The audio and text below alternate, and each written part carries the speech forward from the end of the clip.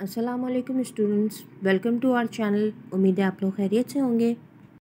आज हम Sindh text book board की 12वीं जमात की नई उर्दू की किताब गुलजार उर्दू का सबक मेरा एल्बम की रीडिंग करेंगे, उसे समझेंगे। इस सबक के मुसन्निफ़ हैं वज़ीर आगा और ये इनकी किताब है दूसरा किनारा, उससे माखूज़ है। मुसन्निफ़ का तारुफ देख लेते हैं। डॉक्टर वज़ीर आगा की पैदाइश 18 मई 1922 को सरगोदा में हुई थी। वो उर्दू के मशहूर नक़ाद, शायर, इंशाइया निगार और मज़मून निगार थे। उन्होंने 1943 में गवर्नमेंट कॉलेज लाहौर से माशियात में एमए किया था। पीएचडी की डिग्री उन्होंने जामिया पंजाब से 1956 में हासिल की। अपने अदबी सहाफ़त का आगाज़ उन्होंने अदबी दुनिया लाहौर के जॉइंट एडिटर की हैसियत से 1960 में किया था।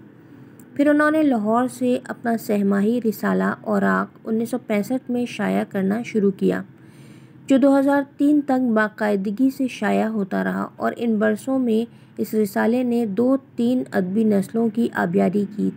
औराक ने मज़ामीन के अंबार लगा दिए। इनकी अदबी खिदमात के सिलसिले में इन्हें सितारे इम्तियाज़ से भी नवाजा गया। इनकी वफ़ात 2010 में हुई। इनकी मशहूर तसानीफ़ में गालिब का ज़ौक़े तमाशा, इंशाइया के खदोखाल, शाम और साए, दूसरा किनारा शामिल है। इस सबक का नाम है मेरा एल्बम। बेतरतीबी फैलाना हमारा कौमी मशगला है, लेकिन कभी कभी जब हम बेतरतीबी फैलाते फैलाते बोरियत सी महसूस करने लगते हैं तो मुँह का मज़ा बदलने के लिए तरतीब और करीने की मुहिम शुरू कर देते हैं। करीने की मुहिम यानी सफाई की मुहिम शुरू कर देते हैं। एक कैंपेन स्टार्ट कर देते हैं अपने आप से। मतलब मुश्किल मगर ज़रूरी काम है, मुहिम का मतलब ये होते हैं। ये गोया एक तरह का ज़हनी ज़ाब्ता है, यानी आप अपने तौर पे मेंटली तौर पे आप अपने आप को तैयार करते हैं कि मुझे ये काम करना है। एक ऐसे ही ज़हनी ज़ाब्ते के तहत मैंने अपने पुराने कागज़ात की सफाई और तरतीब का इरादा किया और हर किस्म की बैरूनी मुदाखलत से बचने के लिए अपने कमरे का दरवाज़ा अंदर से मक़फ़ल कर दिया, यानी अंदर से लॉक कर दिया। बैरूनी मुदाखलत से मुराद ये कि कोई दूसरा शख्स या कोई घर वाला या कोई भी शख्स उनको रोक ना सके या इसमें रोक टोक ना डाल सके, मुदाखलत ना कर सके। तो उसके लिए उन्होंने कमरे का दरवाज़ा लॉक कर दिया अंदर से। फिर मैं कागज़ात के इन ढेरों से नबर्द आज़मा हो गया, यानी जो एक कागज़ात का अंबार लगा था, जो ढेर लगा हुआ था, उससे इन्हें जो जूझना था, मुकाबला करना था। नबर्द आज़मा होने का मतलब है कि मुकाबला करना, जो पिछले कई बरस से आहिस्ता आहिस्ता फरबही की तरफ माइल होते रहे थे। फरबही से मुराद ये कि बहुत ज़्यादा तंदुरुस्त हो रहे थे या बहुत ज़्यादा मोटे हो रहे थे। कागज़ात हैं, कागज़ात की बात हो रही है यहाँ पे। इसका मतलब एक अंबार है जो बढ़ता चला जा रहा था, कागज़ात का ढेर बढ़ता जा रहा था। यहाँ पे फरबही से मुराद ये है। अब अच्छे खासे कागज़ी पहाड़ बन चुके थे यहाँ, यानी वहाँ पर एक बहुत बड़ा ढेर लगता जा रहा था। इन ढेरों में क्या कुछ न था। अखबारों के तराशे, यानी जो न्यूज़पेपर्स की कटिंग थी, उन्हें जो भी समझ में आती थी, पसंद आती थी, वो उसको काट के रख लेते थे। तकारीब के दावतनामे, सारे इन्विटेशंस जो उनको मिलते थे, दोस्तों के खतूत, अधूरी नज़में, नामुकम्मल मज़ामीन के मुसव्वदे, यानी वो मुसव्वदे से मुराद ऐसी तहरीरें हैं जो छपे नहीं हैं, अभी पब्लिश नहीं हुए हैं। होटलों के बिल, रसीदें और न जाने क्या कुछ। मैं सोचने लगा आखिर मैंने ये सब कुछ क्यों इकट्ठा कर रखा है कि अब मेरे लिए इस जंगल में रास्ता तलाश करना भी मुमकिन नहीं रहा। अब आप कहेंगे कि इसमें अचानक से जंगल का रास्ता कहाँ से आ गया, तो ये एक इशारतन बात कही गई है कि एक बहुत बड़ा ढेर है कागज़ात का, उसमें अगर आपको कोई काम की चीज़ ढूंढनी है, कोई काम का कागज़ ढूंढना है, तो वो मिलना इतना ही मुश्किल है जिस तरह से जंगल में किसी चीज़ का ढूंढना। तो इन्होंने एक तरह से इशारतन ये बात कही है कि जंगल में रास्ता तलाश करना भी मुमकिन नहीं रहा था, यानी जो चीज़ मुझे ढूंढनी होती थी वो उन कागज़ात के अंबार में मिलना आसान काम नहीं था। मगर फिर मुझे ख़याल आया कि इन में से हर चीज़ अपने ज़माने में ज़रूर अहम होगी, वरना मैं इससे बासानी पीछे छुड़वा चुका होता। या मुमकिन है इसकी वजह ये हो कि इंसान की ज़ात में छुपा हुआ तिफ़्ल मादा परस्त इसे अशिया जमा करने की तरगीब देता रहता है। यानी जो आपके अंदर का बच्चा होता है वो कहता है ये चीज़ भी अच्छी है, इसको भी रख लो, ये चीज़ भी अच्छी है, इसको भी रख लो। तो वो मटीरियलिस्टिक चाइल्डहुड है, کہ یہ کہانی کی کتاب بھی مجھے پسند ہے یا یہ چیز بھی مجھے پسند ہے، میں اس کو جمع کر لوں، تو وہ آپ کو ایسی ترغیب دیتا رہتا ہے کہ آپ اس کو جمع کر لیں، یعنی آپ کو اس چیز کا شوق دلاتا رہتا ہے، رغبت دیتا رہتا ہے۔ پھر ایک روز یہ جمع شدہ اثاثہ وزنی ہو جاتا ہے، یعنی جو آپ کی ملکیت میں یہ سارے کاغذات کا ڈھیر جو ہے، یہ وہ چیزیں جو آپ کی بہت قیمتی ہیں آپ کے لیے، یہ بہت وزنی ہو جاتا ہے، یعنی ان کی تعداد بہت زیادہ بڑھ جاتی ہے کہ اس کے بوجھ تلے اس کا اپنا سانس بھی رکنے لگتا ہے، مطلب اتنی زیادہ کوانٹٹی میں ہو جاتا ہے کہ آپ کو خود نہیں پتہ ہوتا کہ وہ چیزیں کہاں ہیں۔ بس جب بوجھ اتنا بڑھ جائے کہ سانس لینا بھی دشوار نظر آئے تو یہ مناسب ترین وقت ہے کہ فی الفور کوئی ذہنی ضابطہ نافذ کر کے خود کو سبک ساز کرنے کی مساعی کا آغاز کر دیا جائے۔ یہاں سبک ساز سے مراد برڈن فری ہونا یا بے فکر ہو جانا، اور مساعی سے مراد کوشش کرنا یا بھاگ دوڑ کرنا، دوڑ دھوپ کرنا۔ اور اس جملے کا مطلب یہ ہے کہ اگر جب اتنا زیادہ آپ کے پاس کانٹینٹ جمع ہو جائے، اتنا سارا کاغذوں کا انبار جمع ہو جائے، تو یہ فوری طور پہ ضروری ہے کہ آپ اس کی صفائی کر دیں یا اس میں سے جو آپ کے کام کی چیزیں ہیں وہ رکھیں اور باقی چیزیں آپ اس کو ڈسکارڈ کر دیں، ضائع کر دیں۔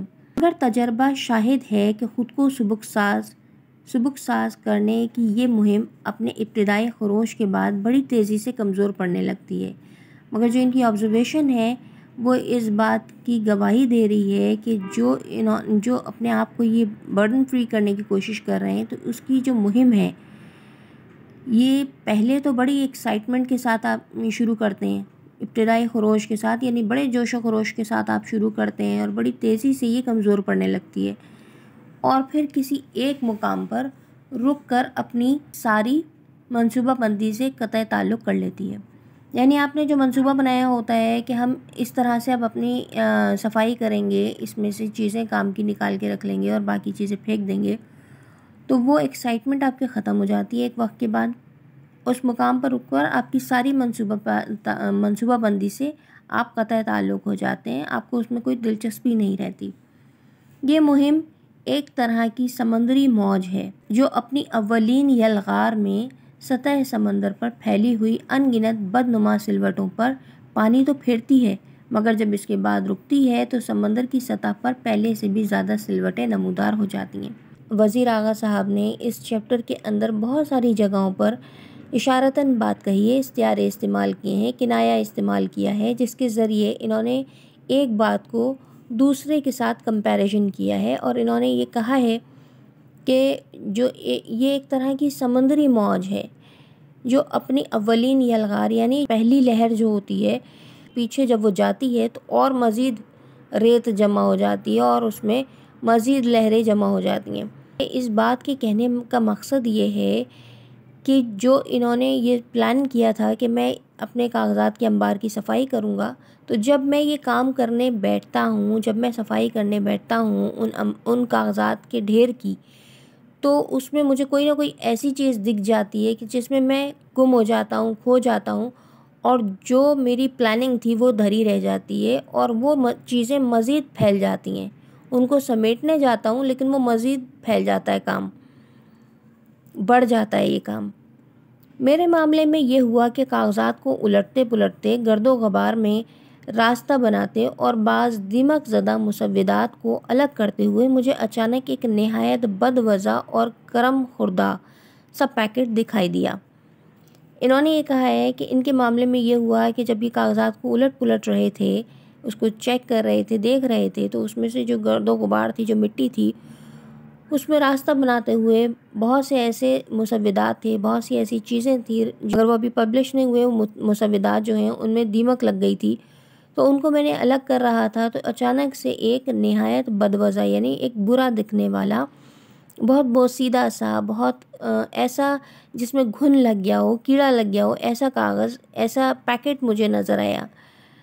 تو لمحہ بھر کے لیے رک گیا، یعنی میں تھوڑی دیر کے لیے اس وقت ٹھہر گیا۔ اس وقت مجھے اس بات کا گمان بھی نہیں تھا کہ میرا یہ رکنا مستقل نوعیت کا ہوگا، یعنی اس وقت میں نے یہ سوچا نہیں تھا کہ میں رک تو رہا ہوں دیکھنے کے لیے کہ یہ کیا چیز ہے، اس میں مجھے اتنا ٹائم لگ جائے گا کہ میں باقی اور کچھ نہیں کر پاؤں گا، مستقل ہو جائے گا یہ، اور میں کچھ اس طرح کھو جاؤں گا کہ میرے ذہن سے صفائی کا جن ہی رخصت ہو جائے گا۔ یہ پیکٹ دراصل میرا ایک بہت پرانا البم تھا جو آج سے کئی برس پہلے گم ہوا اور پھر تلاش بسیار کے باوجود ہاتھ نہ آ سکا۔ تلاش بسیار سے مراد یہ بہت زیادہ تلاش کے بعد بھی بہت عرصے پہلے ان کا یہ پیکٹ گم ہو گیا تھا، لیکن بہت ڈھونڈنے پر بھی وہ ان کو نہیں ملا تھا اور اچانک سے آج ان کے سامنے آ گیا، اور اب کہ میں اس کی ضرورت بلکہ وجود تک سے بے نیاز ہو چکا تھا۔ یعنی یہ اس پیکٹ کو، اس چیز کو بھول چکے تھے اور اب ان کو اس کی ضرورت ہی نہیں تھی، کوئی تعلق ہی نہیں تھا ان کا۔ وہ ایک بھولی بصری یاد کی طرح وقت کی شاخ سے ٹوٹا اور میری پھیلی ہوئی جھولی میں آن گرا۔ یہاں پر بھی وقت کی شاخ سے مراد یہ ہے کہ جو وقت گزر گیا، جو لمحے گزر گئے، اشارتاً یہ بات کہی گئی ہے کہ وقت کی شاخ سے ٹوٹا اور پھر مطلب میرے ذہن میں یا میرے جو یادداشت ہے اس پر اچانک سے آن گرا ہے، میری جھولی میں آن گرا۔ یہ ساری پرانی یادیں تازہ ہو گئیں، وہ سارے لمحات ان کے سامنے آ گئے۔ میں نے البم پر سے گرد جھاڑنے کے لیے اسے ہلکی سی تھپکی دی، یعنی جو مٹی اس کے اوپر لگی ہوئی تھی اس کو جھاڑنے کے لیے انہوں نے تھوڑا سا ٹیپ کیا اور پھر اس کے پھولے ہوئے چمڑے کی جلد کو ایک طرف سے اوپر اٹھایا، کیونکہ وہ پرانا ہو گیا تھا، بوسیدہ ہو گیا تھا اور اس میں دیمک لگ گئی تھی، خراب تھا، تو اس کی جو چمڑا تھا اوپر کا، وہ جو لیدر تھا وہ پھول گیا تھا، وہ خراب ہو گیا تھا، اس کو ایک طرف سے اٹھایا۔ تب اچانک البم کے پہلے ہی صفحے پر مجھے ایک چمکتی ہوئی تصویر دکھائی دی۔ پہلی نظر میں تو میں ان صاحب کو پہچان بھی نہ سکا، جو سر پر سیاہ بالوں کا ایک گھنا جنگل اٹھائے، ایک کالی عبا زیب تن کیے، اپنے سیدھے ہاتھ کے پنجے میں ایک لمبی اور گول سی کاغذ کی نلکی مضبوطی سے پکڑے، فوٹوگرافر کے حکم کی تعمیل میں اپنے سوکھے ہوئے ہونٹوں پر ایک بھیگی سی خفت آمیز مسکراہٹ سجائے کھڑے تھے۔ اس جملے میں کالی عبا زیب تن کیے یعنی کالا لباس یا کالا کوٹ جو اوپر سے ڈالا جائے، کپڑوں کے اوپر پہنا جائے، زیب تن کرنا یعنی پہننا، اور پھر اپنے سیدھے ہاتھ کے پنجے میں ایک لمبی اور گول کاغذ کی نلکی مضبوطی سے پکڑے۔ وہ ڈگری ان کو ملی تھی، یہ اس وقت کی تصویر ہے جو انہوں نے کوٹ پہنا تھا اور ان کے ہاتھ میں وہ گول سی کاغذ کی نلکی مضبوطی سے پکڑے ہوئے تھے۔ فوٹوگرافر کے حکم کی تعمیل کر رہے تھے، یعنی اس پر عمل کرتے ہوئے ہونٹوں پر ایک بھیگی سی خفت آمیز سے مراد ہے شرمیلی سی مسکراہٹ ان کے ہونٹوں پر سجی ہوئی تھی۔ مگر پھر دوسرے ہی لمحے میں نے ان صاحب کو پہچان لیا، کیونکہ یہ میری اپنی تصویر تھی۔ اس روز آج سے تقریباً 40 سال ادھر مجھے MA کی سند ملی تھی۔ میں بھاگم بھاگ انارکلی کے ایک فوٹوگرافر کے اسٹوڈیو میں جا پہنچا تھا۔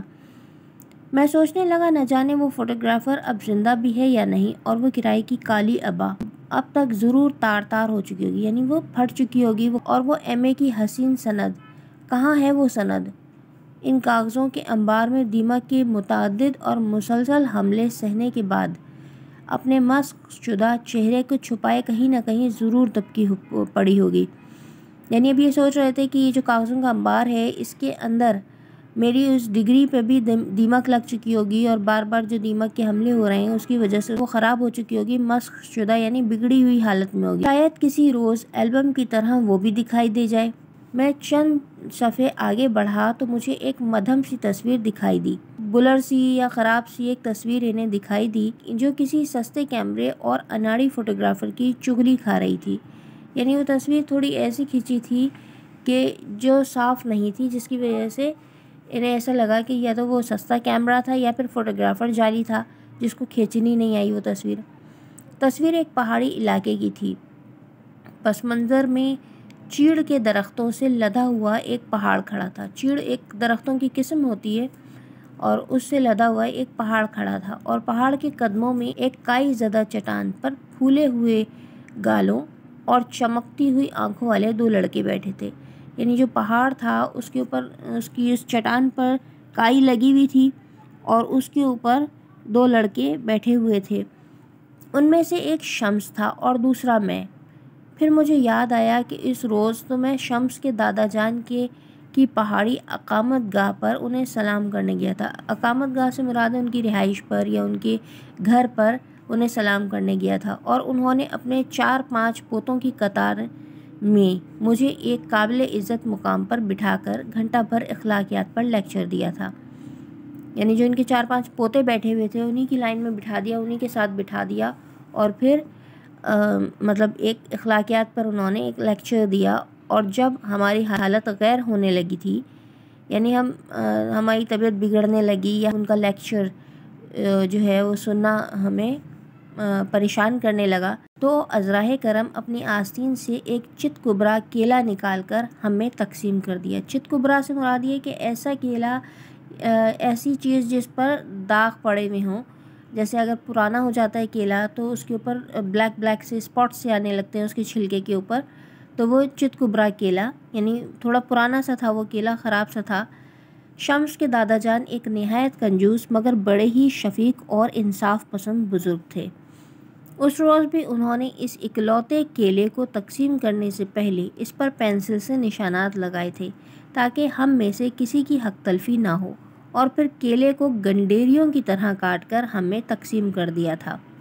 پھر جب ہمیں چھٹی ملی تھی تو ہم دادا جان کے کمرے سے آزاد کیے گئے، قیدیوں کی طرح دیوانہ وار نکلے تھے اور پہاڑی بکروں کی طرح کلانچے بھرتے ہوئے چٹانوں پر چڑھ گئے تھے۔ کلانچے مطلب اچھلتے کودتے پھر واپس چٹانوں پر چڑھ گئے تھے، کیونکہ یہ پہاڑی علاقہ تھا اس لیے۔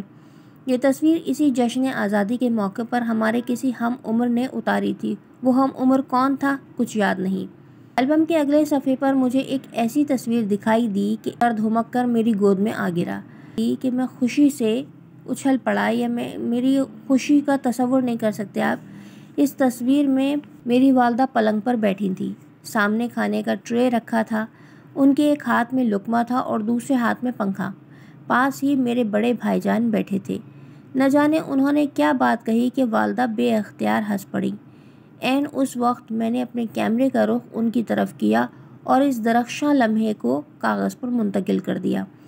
یعنی اس خوبصورت لمحے کو، جو یہ مومنٹ تھا کہ جب بھائی نے امی سے کوئی بات کہی یا والدہ سے کوئی بات کہی اور وہ ہنس پڑی اچانک سے، تو میں نے اس خوبصورت لمحے کو اپنے کیمرے میں کیپچر کر لیا۔ میری والدہ اب اس دنیا میں نہیں ہیں اور بڑے بھائی بھی رخصت ہو چکے ہیں، یعنی والدہ اور بھائی دونوں کا انتقال ہو چکا ہے، مگر یہ ہنستا ہوا منور لمحہ بدستور زندہ ہے۔ مطلب وہ جو خوبصورت لمحہ تھا وہ اتنا روشن تھا کہ جس کو سوچ کر میرے چہرے پہ آج بھی مسکراہٹ پھیل جاتی ہے۔ ایک مدت کے بعد میں نے اپنے کھوئے ہوئے البم میں اس لمحے کو پہلی سی تابانی کے ساتھ ہنستے ہوئے دیکھا، یعنی پہلی جیسی ایکسائٹمنٹ، پہلی جیسی خوشی کے ساتھ میں نے اس البم کو دیکھا تو خود بھی کھل اٹھا، یعنی مجھے بہت خوشی سی محسوس ہوئی، جیسے کوئی بہت بڑا انعام مل گیا ہو۔ میں البم کے گہرے غار میں اترتا چلا گیا، یعنی البم کو دیکھ کر ان تمام لمحوں کو جو اس البم میں قید تھے، ان تمام یادوں میں ڈوب گئے یا ان تمام باتوں کو پھر سے سوچنے لگے۔ گہرے غار میں اترتا چلا گیا سے مراد یہ نہیں ہے کہ وہاں کوئی غار تھا جس میں وہ ڈوبنے لگے تھے، بلکہ یہ ایک استعارے کے طور پہ استعمال کیا گیا ہے کہ وہ یادوں میں اپنے کھو گئے۔